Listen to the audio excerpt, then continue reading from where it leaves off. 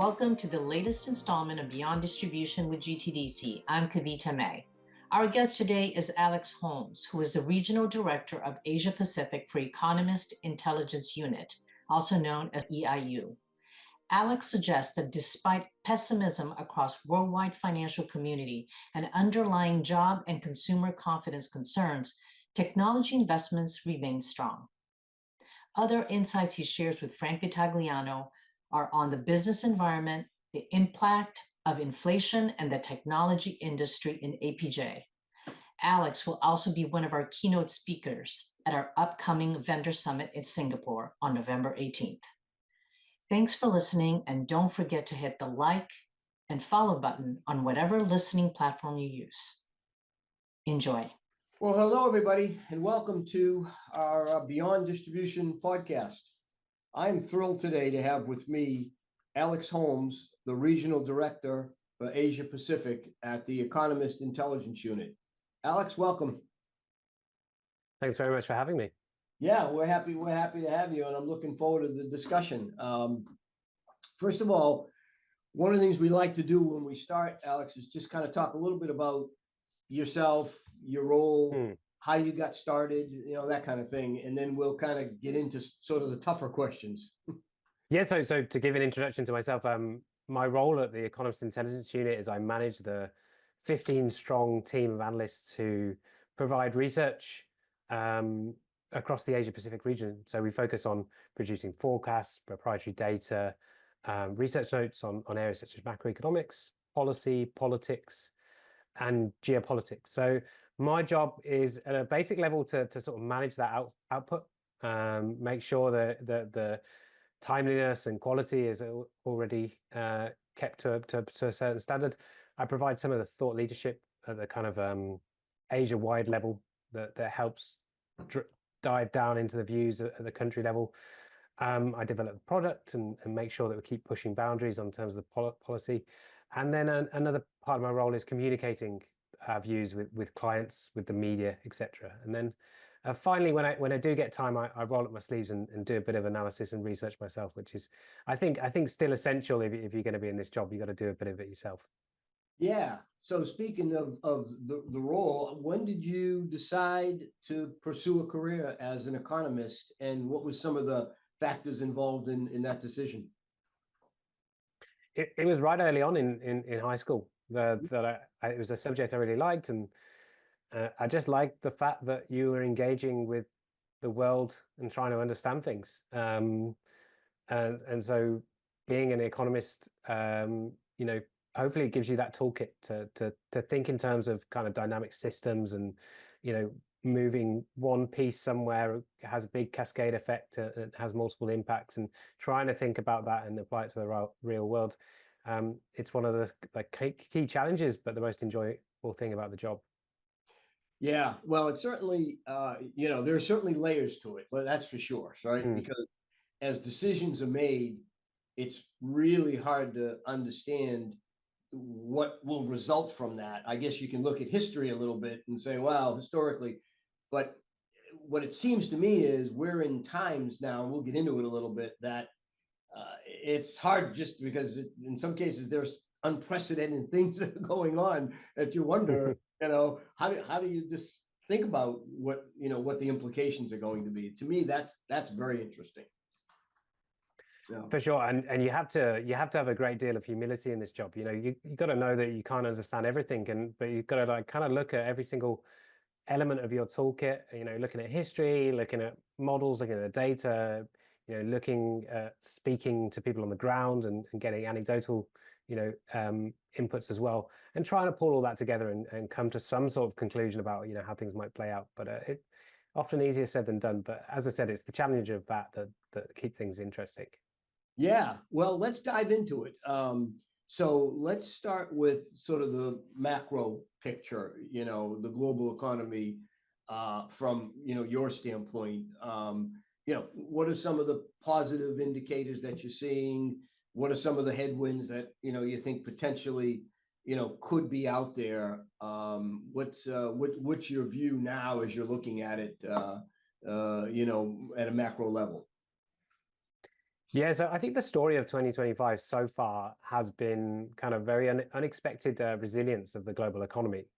And so we had Donald Trump come into the White House, and his trade policies in particular, but a lot of other policies, shocked the world in terms of how quickly they were implemented and came about. But the world economy has done pretty well in that period. And if you were lucky enough to not have access to the internet for the past year and you just looked at the data, you'd be forgiven for thinking that nothing was amiss, right? So both domestically in the US, growth has been pretty strong, just at the headline level at least. And here in Asia, growth has also been fairly strong, mostly actually driven by counterintuitively by the export sector. And even though there all these trade tensions brewing, exports have continued to do pretty well. But that kind of leads a little bit into some of the challenges that we see going into 2026. The US economy, the strength of the US economy is very surface level, and a very big part of that is being driven by investment in AI infrastructure. But you don't have to dig too far below the surface to see signs of weakness. You can see that, for instance, employment and new job creation is very weak, and that outside of the investment in AI, fixed capital investment elsewhere is shrinking, and consumption is not playing a very big role in the economy. Usually, it's the cornerstone of the US economy. That is also sort of translates to the rest of the world, and particularly Asia, which supplies a lot of the goods that America and the rest of the world consumes. There is an idea that a lot of the trade boom that we've seen in Asia over the past year or so is because export orders have been pulled forward.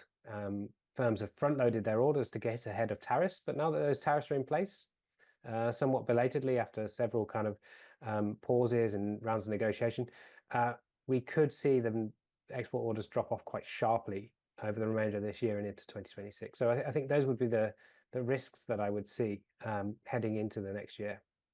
Yeah, there's a couple things from my perspective. One is, in fact, we're right in the middle of it now. Earnings season, underway in the U.S., and the numbers continue to come out really good, right? I mean, I think I saw something today that said 75% of the companies have basically beat the earnings estimates. So the resilience point is one that makes a lot of sense. Let's talk about AI a little bit, right? In terms of the expectations. I agree with you. A lot of it is being driven, and it's got a ways to go to be fulfilled. But the good news is I am hearing, and I don't know what you're hearing, but I am starting to hear when you talk to various folks, in this sort of ecosystem, at least from an IT standpoint, that companies are starting to make some investments now. They were a little bit skeptical for a while, but they are starting, and the inhibitors are still skills, right? Which is a big deal, big concern around ROI and things like that. Are you hearing any of that? Is that kind of playing out from your standpoint, or is it still sort of not there? Yeah, so there's different elements to the sort of AI and its effect on the economy. So if you kind of go back to the start of the pipeline, and the most we've seen at the moment in terms of the impact of AI is actually the building out of the infrastructure for AI. Yeah. It's the hyperscalers building data centers in the US, and that impacts Asia as well, because all of that most of the capex involved in that build out is GPUs, and those GPUs are normally made in Asia. So a lot of that value add flows back to this region. I think the problem is or the risk is if those hyperscalers don't get the returns on building out that infrastructure relatively soon, the green light that the stock market has given, the Amazons and the Googles of this world to plow all of their free cash flow into building these things, that green light may turn to amber or red. So what's crucial is what you mentioned at the application layer, whether the productivity benefits of investing AI start to pay dividends, if that makes sense.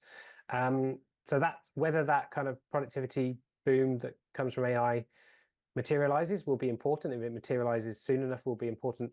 The second thing I think will be important is whether the hyperscalers, the people who have been investing in the infrastructure build out of AI, are able to capture that as economic profit. Because if they can't, we may get a productivity boom, but if they can't capture that economic profit, then they also have a problem with paying for all that investment. So there's some risk around there, but also, you know, there's upside as well. And at the moment, we're seeing upside, and so far in the data, there's none of that kind of risk materializing just yet.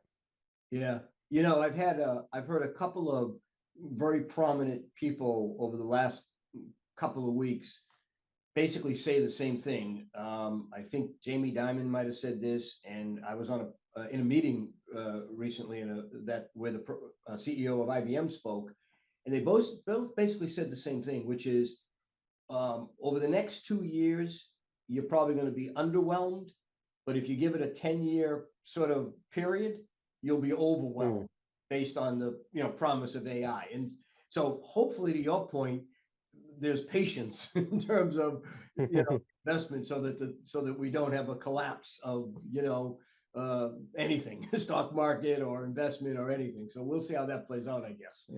So yeah, I hope so. Timing's important. yeah. Going back to Asia for a minute.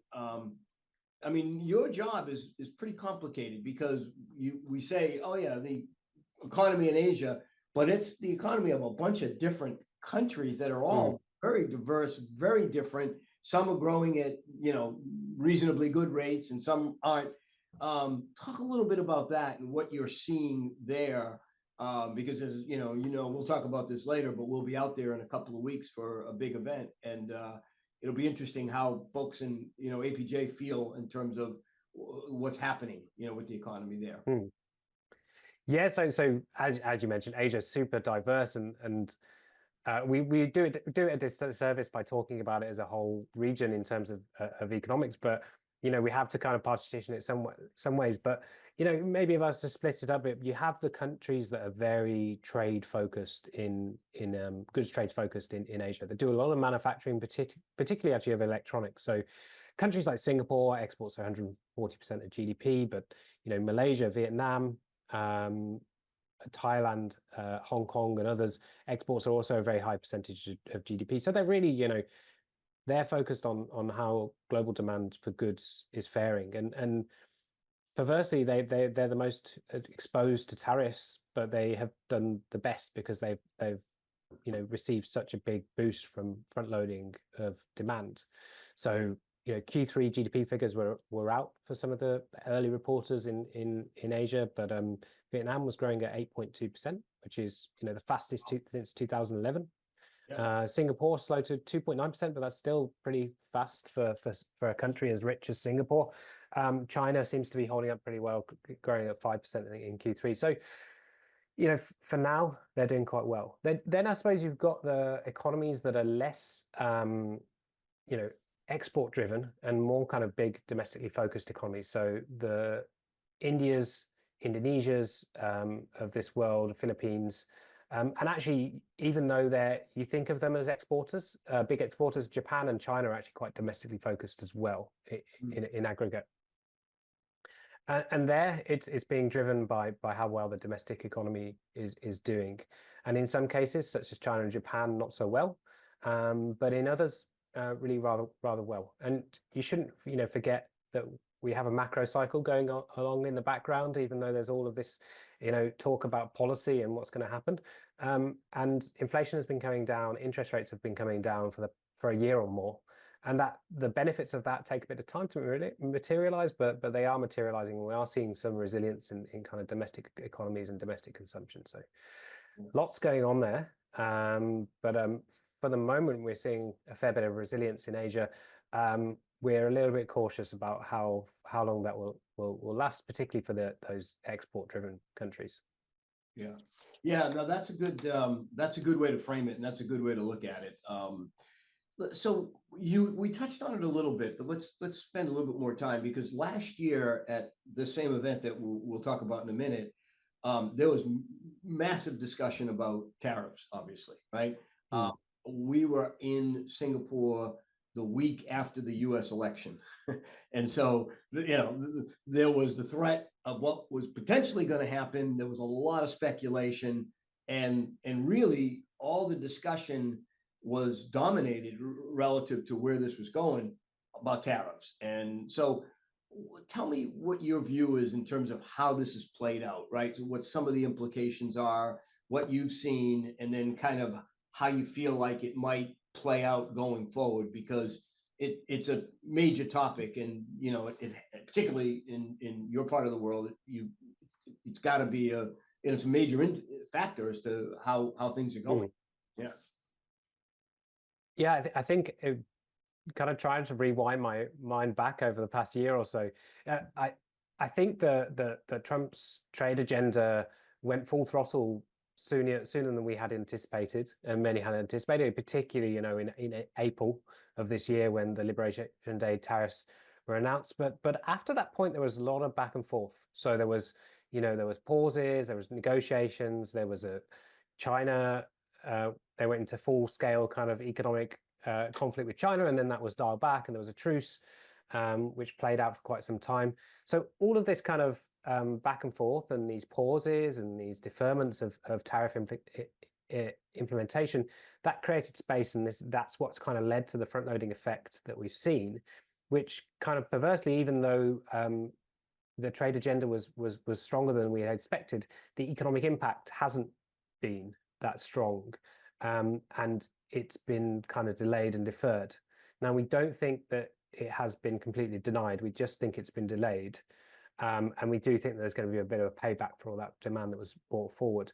But I think that the tariff agenda has, played out a lot differently than we expected. And also the adaptation of certain countries has played out a bit differently than we and some others had expected. So China, for instance, seems to, that's the one country where tariffs are, very much in place, and direct trade with the US is going through the floor. So exports to the US from China are down 40% year on year. But China has been very successful in diversifying its export markets and finding new places to send its goods, to the extent that its headline export data is almost, relatively stable in this environment. So that ability to adapt has, I think, surprised even those of us who kind of know that supply chains are very adaptive from COVID and otherwise.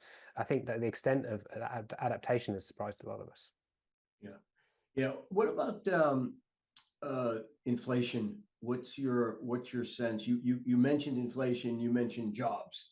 Both two big issues, certainly in North America. People are really focused on that. But what's your sense of both of those and the impact that those will have as we kind of move forward? Yeah, so this is an area where the rest of the world kind of differs from the US. So the US is, facing a, reflationary environment, driven partially by tariffs, somewhat by the cuts in the immigration as well. But for the rest of the world, inflation has kind of slowed quite markedly. And in Asia, where in many places the inflation never got that sticky and embedded, inflation is now really quite low. And everywhere apart from Japan, inflation has been within or below target for central banks, for almost a year now. And some of that is supply side, some of that is weaker commodity prices and oil prices that have kind of been kept in under control. But some of it is slightly on the demand side as well, and with not like super strong economies. But all in all, that's kind of quite a good thing for consumers after a spike in inflation in 22, 23. And they now realize that their real incomes are growing again, and that should kind of put a bit of a floor into domestic economies, as we talked about. Now, low inflation always raises the question of deflation and falling prices. That's not a concern, everywhere in Asia, but certainly it would be a concern in China. And although you won't hear many people calling it deflation within China, they may talk about things like involution, which is the kind of competition amongst industry.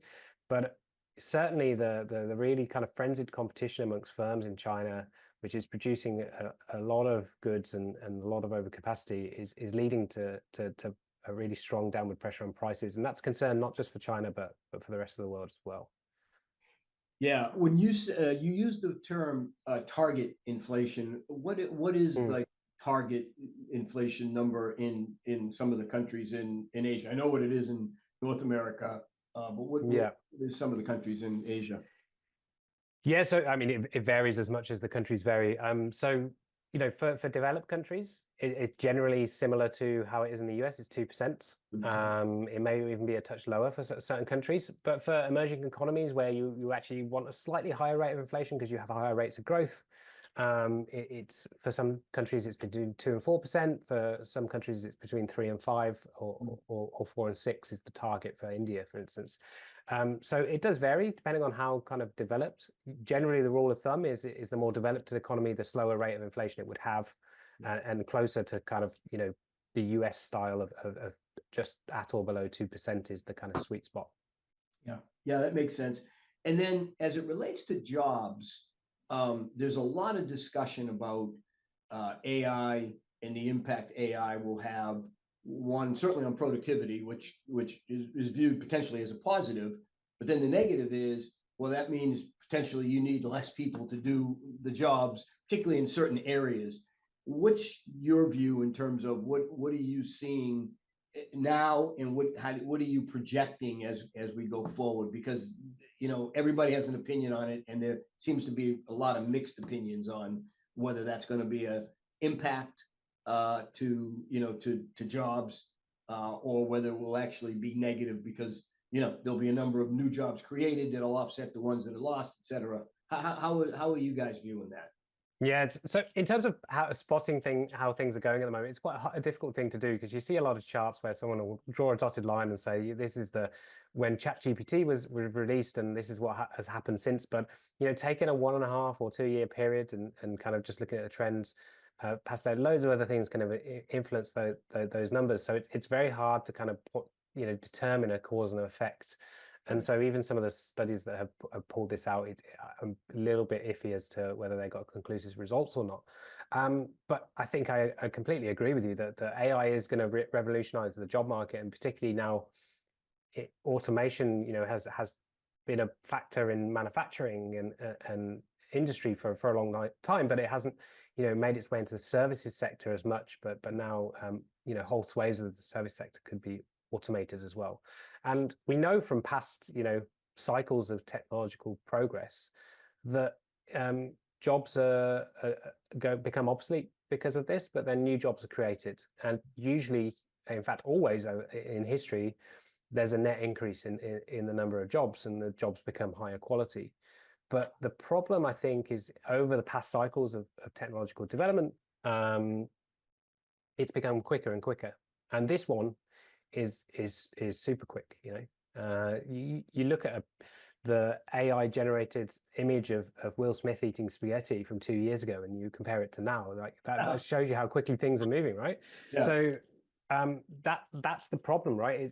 It's okay for macroeconomists to say, oh well, in aggregate there'll be net increase in jobs, but for the people on the ground who are going to be losing their jobs and have to reskill, that's not really much comfort, and that's going to create a lot of political disruption, domestically, and pushback and all those kind of things to consider. So I think it's not necessarily the overall impact that we should be worried about. It's the speed of it, and whether governments and businesses can adapt to that new reality quick enough.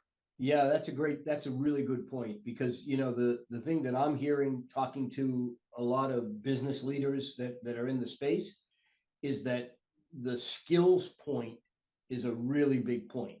And in order for AI to really meet its expectations, the workforce has to be upskilled. And that transition, while it seems like, oh yeah, it'll just happen, it'll take place, it could be a painful transition, right? You got to find the right, people with the right interest levels who are interested in, and then they got to develop the skills, and that could be who knows, 2 years, 3 years, 5 year kind of period before you get to that where you're comfortable. And so that's a good way to think about it. I hadn't thought about it that way, but the speed of the transition is probably the right way to look at it. Yeah. I mean, I would say one more thing. I mean, economists like to talk about complements and substitutes when we think about these things. And I heard one person put it succinctly as AI is a complement to people's expertise. So if you're a skilled or semi-skilled worker, AI can complement you, enable you to do things that you couldn't do before, but it's a substitute for knowledge. And so if you're a fresh graduate who's just, come out of university, all you have is knowledge, really. And the danger is that AI is going to kind of replace those kind of early career jobs. But middle career jobs may actually be relatively safe because they manage to complement each other as long as they can adapt and get the skills to be able to use it properly. Yeah, well, I think that's for sure. In fact, we're seeing it. One of the areas we're seeing it is in the consultancy area. There's a lot of consultants in the marketplace in various industries, and what's happening is people, instead of just going and hiring a consultant, they're all are trying to do it, and they're getting some pretty good, at least outlines of things they should be thinking about that a consultant normally be providing. And so I think if you talk to folks that are in that part of the marketplace, they'll tell you that at least today they're seeing some impact from AI. And that's just one example, and there's many more. But anyway, well, this is great, Alex. So kind of in closing, I'm excited, and I kind of mentioned it, but I want to get into it a little bit. We're looking forward to your keynote presentation at our GTDC summit coming up in mid-November in Singapore. And just as an anecdote, last year when we had our event in Europe, Emily Mansfield came from the EIU. We had it on Liberation Day. And we obviously didn't know that was going to be that. And so that morning when she got up to present, it was just total chaos. It was just, tariffs had been announced the day before, literally. And she spent a good part of that evening trying to figure out what was going on and what the implications were. And it was a very good session because, it was just right there. So hopefully we won't have the same kind of situation involved here at our event. But what are some of the points that you're looking to highlight with the team? And what are some of the things that folks who are going to be there can look forward to? Yeah, so one of the things I would highlight is that the policy environment has created lots of distortions in the macro data, but also the earnings and the activity that businesses and firms are facing, particularly in the manufactured goods sector. So it's going to be about passing through, what is resilience and what is not resilience, what is just changing patterns and intertemporal reallocation of demand and that kind of thing. So it's going to be about looking beyond a lot of the noise in the data and trying to work out what the trends are and what's going to happen in the year ahead. And then I think the second area where I'm going to try and focus is US policy isn't everything, because it seems to have dominated our collective consciousness, mine included, and the headlines as well, right? But I think for businesses at the moment, standing still is going to be the fatal flaw that they could make, and so there's plenty of other trends, that are going to be as important, if not more important than what happens in the White House, and particularly here in Asia. So talking through what those trends are, I think we mentioned a few of them as we've been talking now, and what to expect from them will, I think, be really important, and hopefully will arm the listeners with some ideas about what to do in the quarters ahead. Yeah, well, that's great. Those are two really good points, and I think people need to think about that, and I'm pretty sure that audience who are all living and working in somewhere in the Asia Pacific region are thinking about that, and now that we've had the initial impact of, oh, this is what's happening, or this is what's going to happen, things hopefully will settle down into back to a reasonably normal pattern, if we can ever get back there. Well, Alex, this was great. Very, very helpful, very informative. We're really looking forward to seeing you in Singapore in probably 3 weeks, 3 or 4 weeks, right? Mid-November. Yeah, that's right. Yeah. So thank you for your time, and we'll see you soon.